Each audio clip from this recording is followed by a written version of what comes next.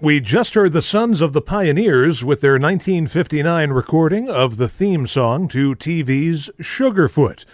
We're about to discuss all sorts of things with Sugarfoot himself, Will Hutchins. But before we do that, I should let you know that, in the interest of full disclosure, the following interview was recorded around the time of Halloween. So, with that in mind, may I present the strange and mysterious world of Babs and Will Hutchins. Who knows what evil lurks in the heart of Ghosty? Babs and Hutch know. Even a man who is pure in heart and says his prayers by night may become a wolf when the wolfbane blooms and the autumn moon is bright.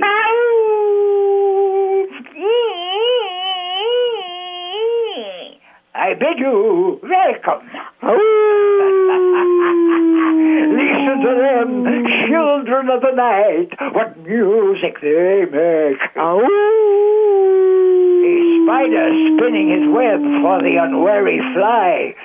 The blood is alight, Mr. Renfield. I never drink wine. Quiet, White.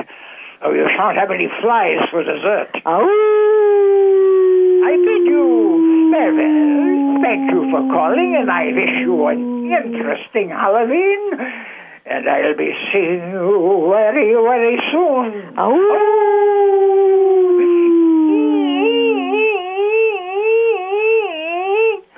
Slam!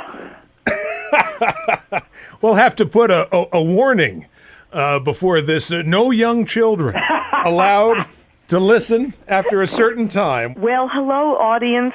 We love Ghosty. We love his show, and we listen every single Sunday, and that was my Maria Ospinskaya, for good or for bad. It was Maria Ospinskaya, and we love you all, and thank you for listening to Ghosty. He is the best. Howdy, gal. Howdy, pal. I can see by your outfit that you are a cowboy. I can see by your outfit that you are one, too. We can see by our outfits that we are both cowboys. So put her there, partner, and say howdy do. But Ghosty has no outfit, so he is no cowboy. So lend him your outfit, then he'll be one, too. Why, sure. He'll have an outfit, so he'll be a cowboy. But you'll have no outfit, so then what are you? We have to take this act on the road. That's all there is to it. If the vaudeville theaters, we can reopen them. Yeah, I used to go to vaudeville when I was a kid. I saw some great acts that you don't see anymore. Who did you see? Well, I saw the Three Stooges. That's the did you? Yeah, and a lot of times these people would appear if their movie was playing. Oh, yeah, all the big stars did that. You can see it in books on Hollywood history. It'll show a marquee, Mickey Rooney and Judy Garland appearing live before their movie plays. Yeah, the funniest one of all was Victor Mature during World War II.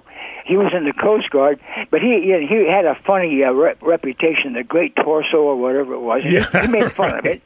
And so he was on the stage, and they were taking his picture, the photographers, when he was on the stage. Then they started to go, and he said, "Where are you going?" They said, "To get more bulbs." He says, "Here," and he had a whole bunch in his pocket, and he threw them out to him. So I remember that after like 70 years ago or so. And I guess before the Three Stooges, I think Olsen and Johnson had the...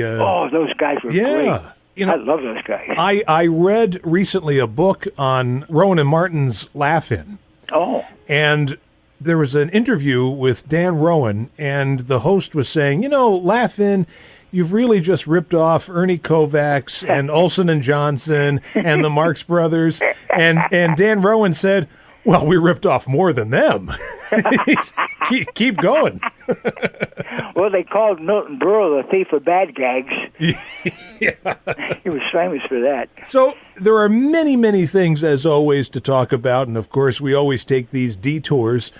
But detours, there's a muddy road ahead.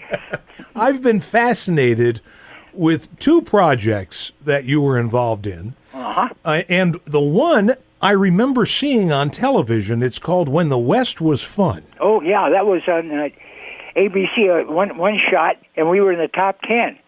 Well, it had to have been the only reunion show where all of these great actors from these Westerns were all together in... I hope you were all together in one place, or was there some trickery involved? No, we were all congregated there. It was very slow go, and I was working at the time for the city of L.A. doing clown shows, and we worked real late on the last night. It took us 2 or 3 days to do it, but we worked really into the night, very late, to get it all done. And I had a show to do the next day, so I felt like a real performer, one show to another, pow, pow. And the Lone Ranger was my partner on the staircase. There was a staircase up to the second floor of the saloon. Right. And all the dancing girls, quote unquote, were on the second floor. We were only halfway up, and they tried to lure us up. They said, "Come on up, we'll show you paradise." Now, the Lone Ranger would never do that. No. We stayed on that landing.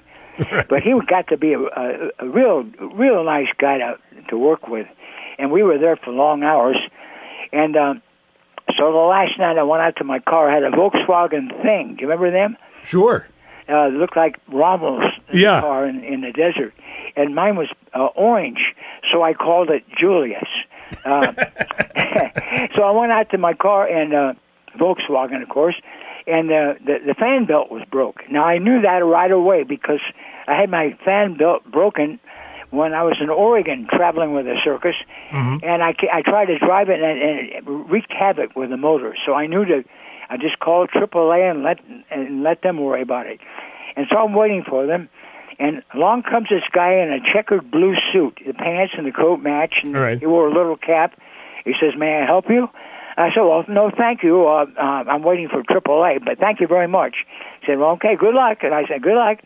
Then I got to thinking, could that have been the Masked Man in Mufti? He didn't have his look. He looked kind of chubby, and he didn't have that deep basso profundo voice. But by George, it was. It was Clayton Moore, out of costume, out of character.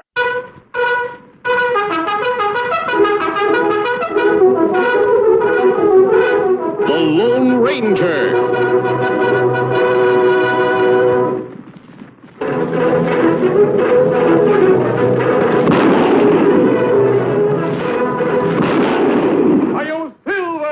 You know, it was funny on that When the West Was Fun TV special, when you come in, you have somebody trailing behind you, and I think it says the old prospector. I think I had a bad reputation because I noticed when I did guest shows, they always had some kind of a keeper. Keep an eye on me. So I must have had some kind of a reputation. And he was a producer. So he had that character on it. And Glenn Ford was the host of the special. All right. You've been asking for it. Now I'm going to make it official. Official? Television's first Western reunion. It's about to begin. And I'm glad you could all make it. Remember Ronnie Graham, the comedian? Yeah. I guess he didn't like Glenn Ford. So one day we're playing golf. We were on the road doing a show. And he sang me his Glenn Ford song. And I think he did it on purpose to break me up because I couldn't hit a good shot the rest of the day. So here's the song. Okay. Glenn Ford, you're adored ever since you made the picture Gilda. Glenn Ford, you're adored more than Lee J. Cobb or Brandon DeWilde. Glenn Ford, you're adored, and may your ship of success never sink. But still I reserve the right to say to you, Glenn Ford, you stink. Now, I didn't sing that to Glenn. Right, of course not, no. But I saw, I was on an Elvis picture once, and Brandon DeWilde happened to be there, just watching all the girls, Right. So I sang it to him, but he wasn't that interested in that song. He wanted to just watch the girls. Well, I don't blame him. Yeah, he was a young kid. In all the conversations we've had, I don't think we've ever really talked about the shooting before. Oh, we haven't? I don't think so. I thought I'd go up to strangers and talk to them about that. Well, here you have a Monty Hellman picture. Yeah. Also, it's produced by Nicholson, who Prometheus or something production. Or and like that. and Nicholson. This was just when Nicholson was getting in. I think he was more of a behind-the-scenes guy for a while. In fact, well after the shooting, he was thinking of giving up acting because he wasn't doing so hot. And he wasn't progressing. But his movies, Roger Corman and he was in cahoots with those guys. Right. And he was doing well at that. So he was just going to become a producer and a director maybe. And then he made Easy Rider. Yeah. And that was supposed to be, Rip Torn was supposed to do that. But for some reason he couldn't do it. And so they brought in Jack at the last minute. And here, Dennis Hopper, I used to see him on the set all the time at Warner Brothers. I'd go on the set to study Marlon Brando or somebody. Right. There would be Dennis. He beat me by a long shot. He was there every day, I guess. So he really learned his craft. And, I thought that was a wonderful movie. And that's the thing that shot Jack to stardom. So we made the shooting in Kanab, Utah in 1965. I got top billing because I was on television still. And right. Warren Oates hadn't hit his high notes yet, and Jack was coming along slowly. Biker movies, Sure. And Lily Perkins had done the Diary of Anne Frank, but they gave me top billing. And now when they advertise it, I never get mentioned. That's showbiz for you. So I was on some show recently. I said, I'm the leader now. Go see the movie. You'll see my name first. But we shot that thing in sequence. I never heard of that before. We started on page 1, and we took that journey on horseback, just page by page. We just went through the script. And now we were supposed to do it in 2 weeks, but it rained, and it had to match the terrain. Sure. All that mud. We had to wait till the mud dried, so it took us 3 weeks. So I got, I think, an extra $150 or something on that puppy, and it was made for $60,000, which was less than a Lucy half-hour show. Right. But boy, was it fun! Location work is always more fun because you get to know the people. Sure. You're just not going home from work on the freeway. You get to see the town and all the people. You're right. Yeah. Well, it's one of those movies that when it first came out, maybe it didn't make a big splash, but over the years, it's become regarded as a classic. In fact, there's a new Criterion edition of it on DVD, a double disc. Well, we made it in 1965, but I don't think it came out till like 71. But I was in Paris in 1970, reliving my old Army days. I was there in 53 and 54. That was it.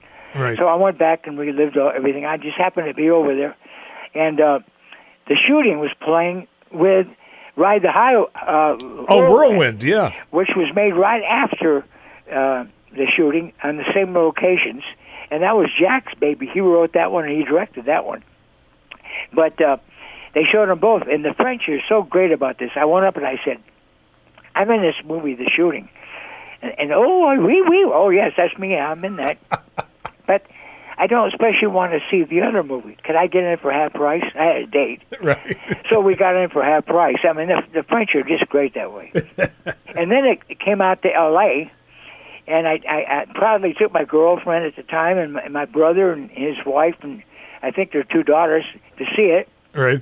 And we see it in the theater. It wasn't in one of the elegant movies there. Right. It was outside of Westwood. Not in Westwood, but on the fringe there. Right. On the outskirts. So we were sitting there, and I'm of course I have all these fond memories, and I have it's nothing objective about it. I just love it, So sitting there, the picture's over, quiet. The guy in the row in front of us says to his date, well, at least the scenery was nice.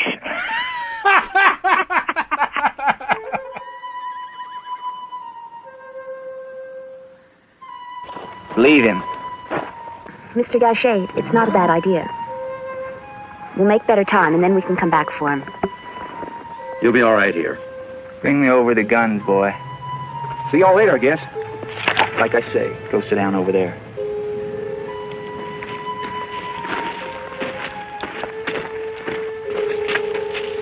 And think on this. As far as your voice gonna carry ain't too far for me to turn right round and hit you in the eye. Green's gonna fry out here, you know that?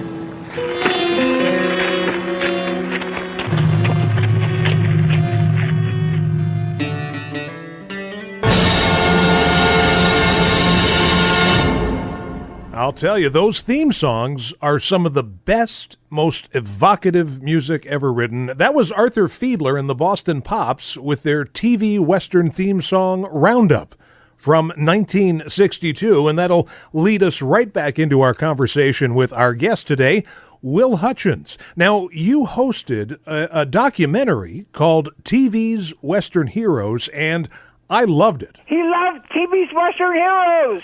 Well, the reason I loved it, there are documentaries about all of the various genres of movies and television. There's horror movie documentaries and war movie documentaries, but I really haven't seen much about TV Westerns, and this one really fit the bill because in the show, you talk about all of the great TV Westerns, and you show clips, and there are bloopers and various appearances by the stars on different TV shows. It's just wonderful. You might recollect that I think I sent you 2 copies of it. Yeah, and right. That's how good it is, folks. I love this thing. Produced by Sandy Oliveri and originally released by Good Times Home Video. You know, Sandy, I didn't ever know him before. I don't know how he got me. He wanted Hugh O'Brien to do it, and I don't know why he didn't do it, but he didn't, and I wouldn't think that I'd be the natural second choice. Since I was working in a warehouse at the time, and they had let me out of the warehouse to do it, and so Sandy and I became really great phone buddies. He's a perfectionist, and he wanted it to be exactly right. Right. So Babs can attest to this. She just reminded me that he'd call. He was living in New Jersey, and I was living in L.A. He'd call, and we talked for 5 hours. I swear. My ear was like Van Gogh. It was purely numb by the time we finished. But they were always fascinating. It was fascinating talking to him, this guy that knew so much about movies. And we did the voiceover first, where I do my voice, right. Narration.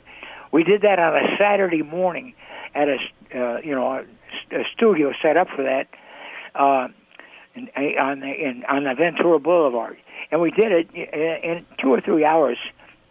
And then for the shoot, we went. Then following Monday, we went to the Gene Autry Museum before the doors opened for the tourists, and we shot the whole thing that morning. It's on DVD.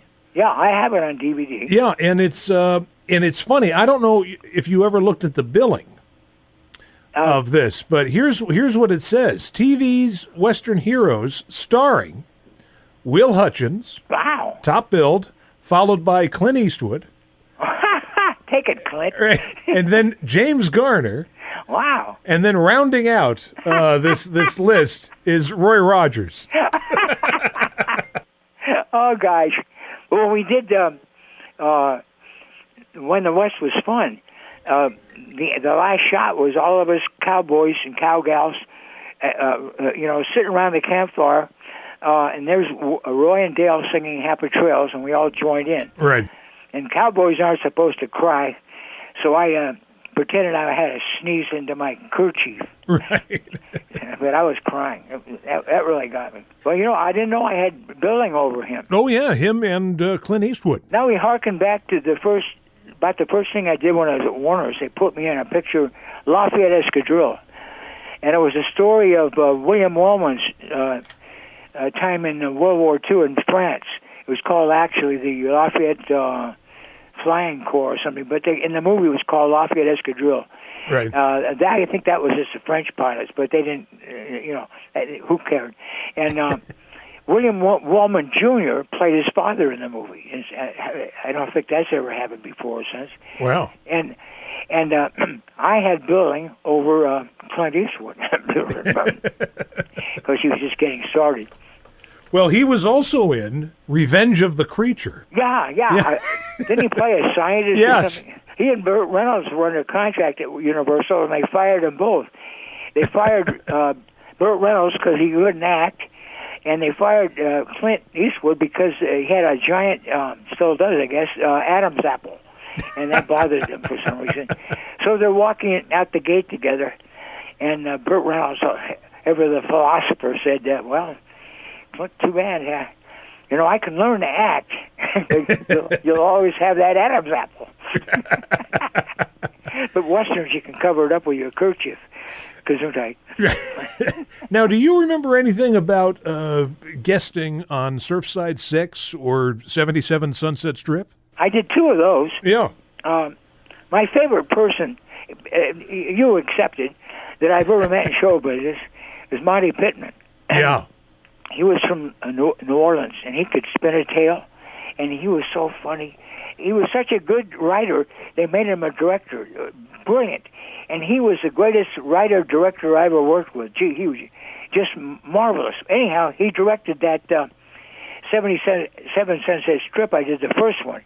And then later on, I did another one where I was a judge at the Miss America contest or something like that. Oh, wonderful. And that was a good part. I liked that part. Yeah. And I got to meet the Mary Kay Trio. Remember them? Oh, yeah, wow. Oh, I just love meeting musicians and things. Sure. My all-time favorite is the